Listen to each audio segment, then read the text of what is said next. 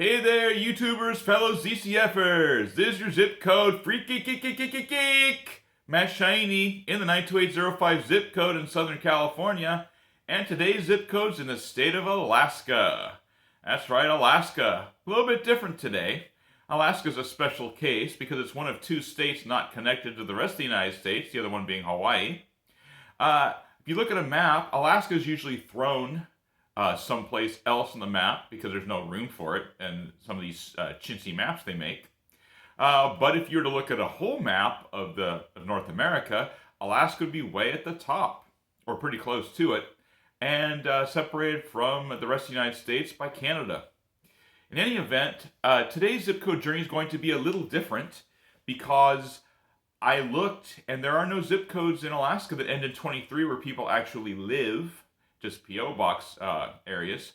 So instead, I looked at zip codes in Alaska where 23 could be factored evenly into them, and I came up with two.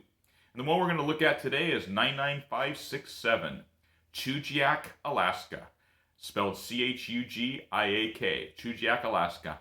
And I picked this one because, if you didn't know, 67 is my favorite number, as my shirt says, because I was born the 67th day of the 67th year of the 20th century. But that's another story. Anyway, 99567 covers a large amount of ground with very, very, very few people in it. Chugiak is essentially a suburb of Anchorage. It's about 20 miles to the northeast of it. Sits at about a couple hundred feet above sea level. Covers 615.8 square miles of territory, which is larger than the city of Los Angeles in landmass, but only 7,819 people as of 2021 live in this area. The name is supposed to mean in Athabascan, which is one of the native languages. It means place of many places, and whether that means it has a varied landscape or there are people coming from everywhere to live there, I don't know.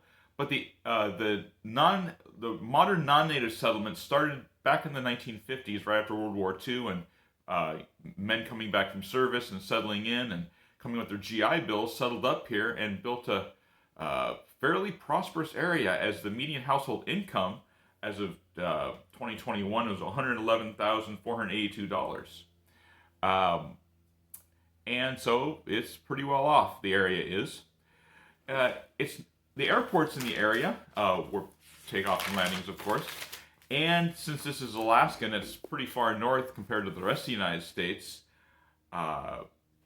weather and climate are something we're going to discuss here for this zip because it's pretty unique. Alaska is the only state that has a widespread subarctic climate in areas that are not high altitude. Most everywhere else in the United States, if there's subarctic climate, it's usually because it's in the mountains. And they're going by temperature. When they talk about this, the Köppen climate people call it a DFC climate, which is a continental climate with cool summers. Essentially, it's subarctic and no dry season, really. But this area is a DFC, subarctic climate. The Arctic Circle crosses Alaska because, about 2/3 of the way up, going toward the North Pole.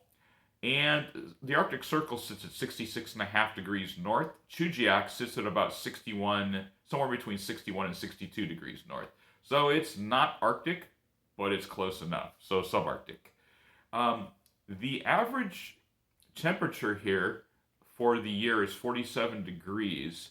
The average high temperature in July is 66, so it does not get very warm in the summer.